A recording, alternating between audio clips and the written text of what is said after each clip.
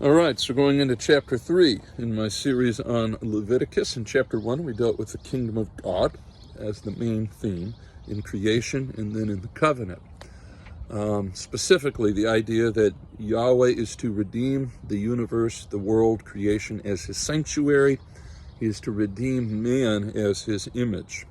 So in chapter 2, we began with the first of these two. We dealt with the sanctuary and what the creational prototype is in the Garden of Eden story.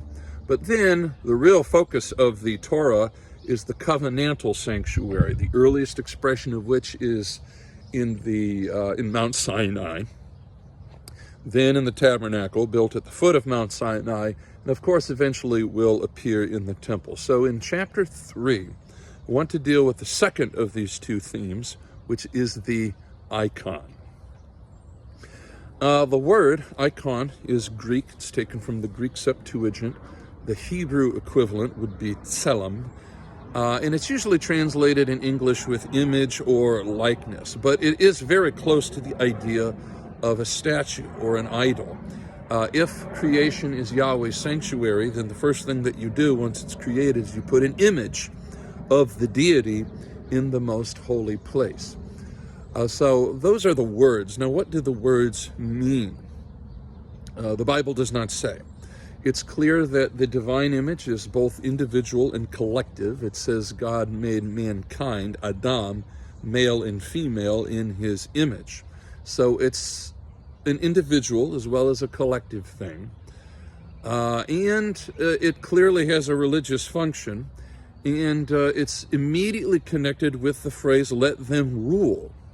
So this is interesting. It suggests, of course, that man is in some sense supposed to rule or share in God's kingdom. A lot of theologians are going to go different directions with this, but at the very least, if we take Aristotle's famous statement that man is a rational animal, man's capacity for reason unlocks, so to speak, certain features which enable him, whether it's awareness of his freedom, awareness of his goal or destiny, things that animals do not have, that enable him to live in fellowship with God and his fellow man in a way that animals do not, and also enables him to serve as God's representative on earth. So we want to talk about those things from a, again, creational perspective and from a covenantal one. So in part A here of the icon, what is the creational life of the icon supposed to be like? That's important because that kind of sets up what the redemption of that is trying to address. So we assume that man's advantage over the animal consists in his capacity to reason. It doesn't necessarily mean that, like Aristotle supposes, that our primary job on earth is to think about things.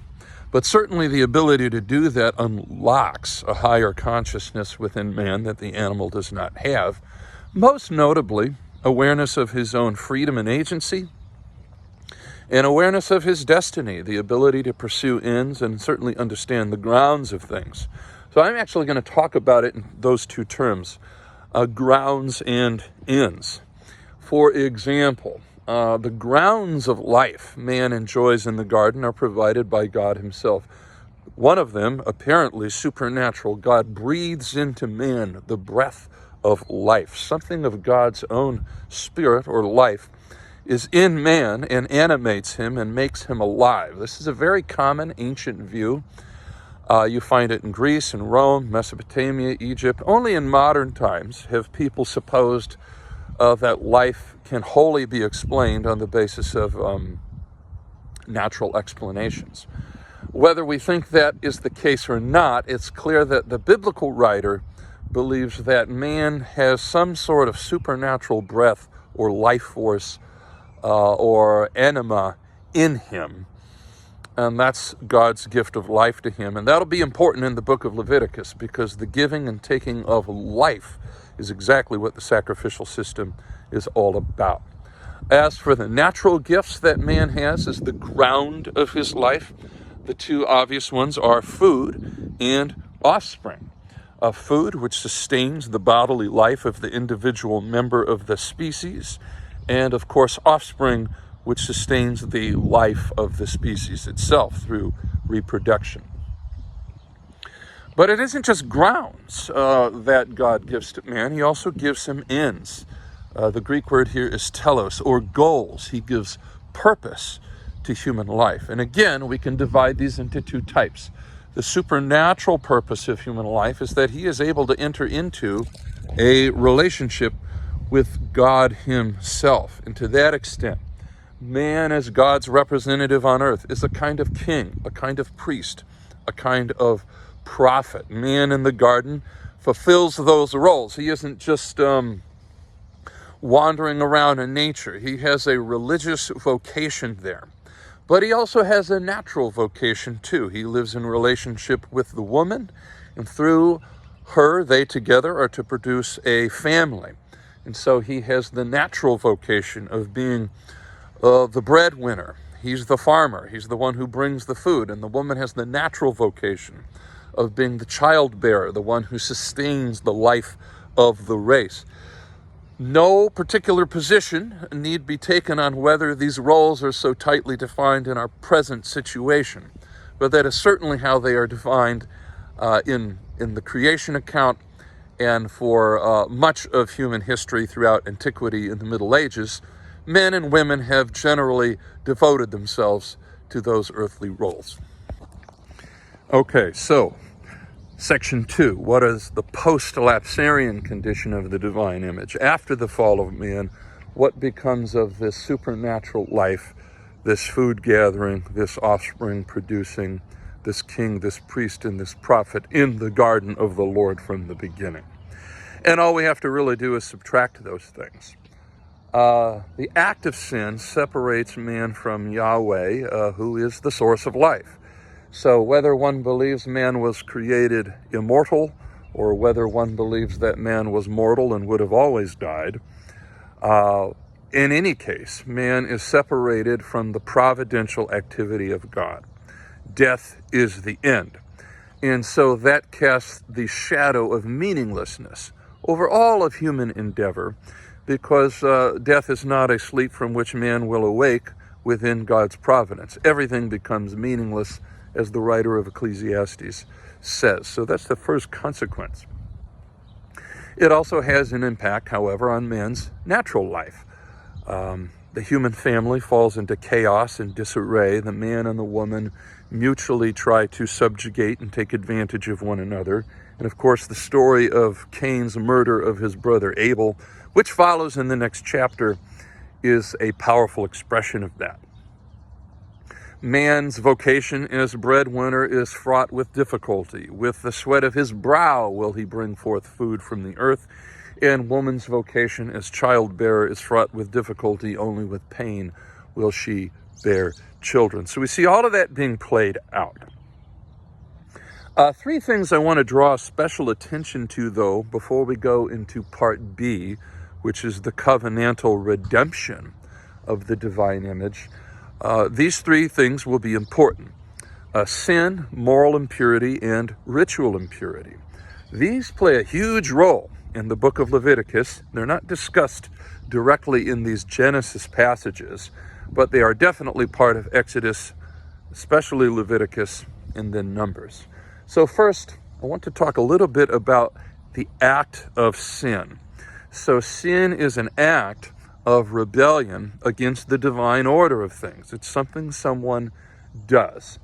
And as I mentioned a moment ago, this is what separates man, or puts him out of Yahweh's providence. The visual expression of that is him being sent east of the holy place. He's sent out of the presence of Yahweh. But now we come to impurity. Hebrew has a word, tameh, impurity, which is not the same word as sin. The word sin is chatat. The word impurity is tameh, and that refers to a condition, a persistent condition that man is now in. If you perform a sinful action, when the action's over, it's over. But there is a condition that results, that persists after the action is over. We can think of this on analogy, or perhaps an expression of the loss of innocence. Once a person's innocence is lost, they gain, as it were, the knowledge of good and evil. Their eyes are open. They know good in distinction from evil because they know evil now, and they're no longer innocent. They can never get that innocence back. That innocence is lost. And that, of course, is why the biblical story is one of moving forward into redemption, because there is no journey backward into innocence, much as many of us would like to take that journey back and sometimes try to protect our children, but there's no way it's ever going to happen. Human beings are in a condition, and the effects of that condition are expressed through this word tameh, impurity. Everything man comes into contact with is tainted with his impurity, even if he's not doing anything wrong at the time. And that becomes a big, big issue in Leviticus. Now, if he is doing something wrong, we'll call that moral impurity. And if he's not doing anything wrong, we'll call that ritual impurity.